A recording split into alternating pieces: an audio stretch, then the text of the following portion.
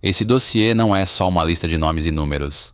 É a história de um São Paulo que tentou se reconstruir às pressas, pagando caro por soluções rápidas, até ser obrigado a pisar no freio pela própria conta bancária. É a narrativa de uma gestão que, em 4 anos, montou praticamente 4 times diferentes, enquanto a dívida batia na porta.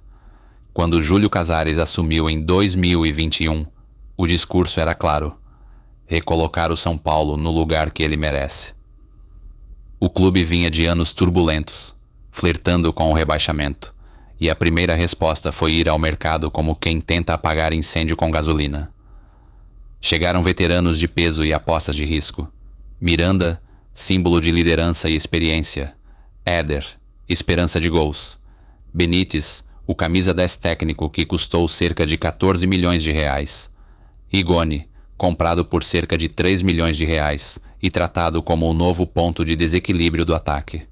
Ao todo, só em 2021, o clube investiu perto de 49,5 milhões de reais em reforços, como se a chequera fosse a cura de anos de má gestão. Por alguns meses, a narrativa parecia funcionar. Título paulista, lampejos de bom futebol, sensação de que o São Paulo voltaria a ser gigante. Mas por trás do roteiro de redenção, começava a se formar outro enredo, o da conta que ia chegar. Em 2022, a história ganhou um tom ainda mais ambicioso. O São Paulo decidiu dobrar a aposta. Se gastar funcionou em 2021, por que não investir ainda mais? Somando compras e renovações importantes, o clube chegou a cerca de 81 milhões de reais em reforços na temporada. Foi o ano de transformar Caleri em patrimônio, com um investimento em torno de 22 milhões de reais para comprá-lo em definitivo e de trazer Juliano Galoppo por algo próximo de 16 milhões de reais, em uma das maiores negociações da gestão. Em volta deles, surgiam nomes como Jandrei, Alisson, Patrick, Ferrarese, André Anderson, Marcos Guilherme.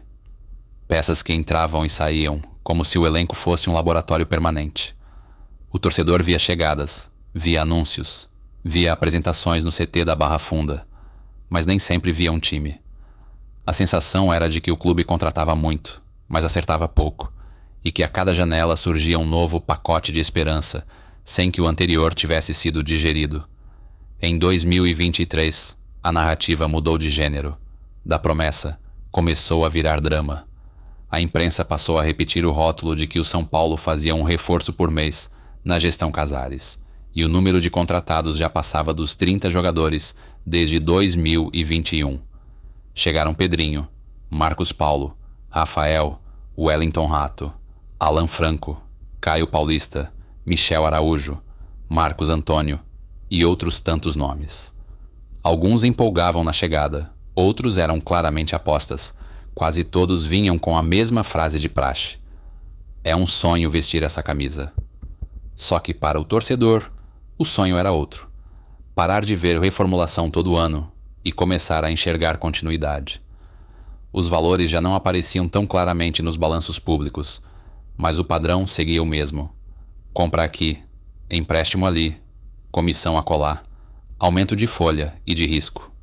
O elenco girava, e a pergunta ecoava nas arquibancadas e nas redes: se contratou tanto, por que o time ainda oscila tanto em campo?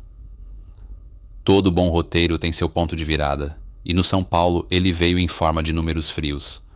Em 2024, o balanço mostrou um déficit de quase 288 milhões de reais e uma dívida total beirando 968 milhões. A narrativa do investimento para voltar a ser gigante deu lugar à realidade dura. O clube estava no limite. Foi aí que o discurso mudou. Se antes a gestão era acusada de gastar demais, passou a dizer que precisava ser responsável. As contratações continuaram, mas com outro perfil. Ferreira, Eric, Luiz Gustavo, Bobadilla e outros chegaram muito mais na lógica da oportunidade de mercado do que da grande compra. Em paralelo, uma fila de saídas tomou forma, com cerca de uma dúzia de jogadores negociados ou dispensados em um intervalo curto, como se o elenco precisasse ser enxugado às pressas.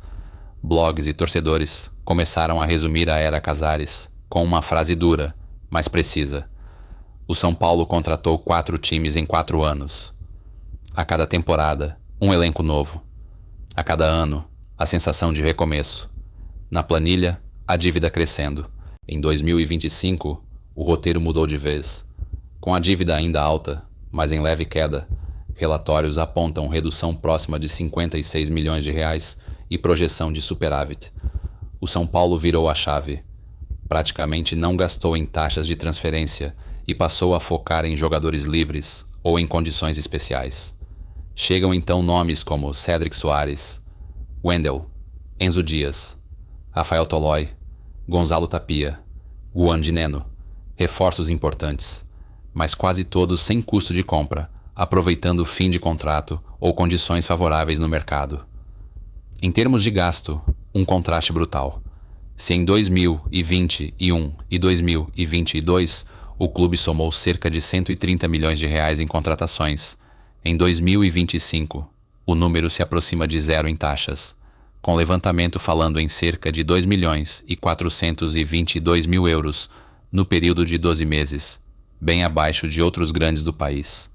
A narrativa que se desenha é essa: uma gestão que começou gastando alto, comprando estrelas e apostando em quantidade, que, no meio do caminho, viu a dívida virar protagonista e que, na reta final, precisou trocar a história de time dos sonhos pela de sobrevivência financeira.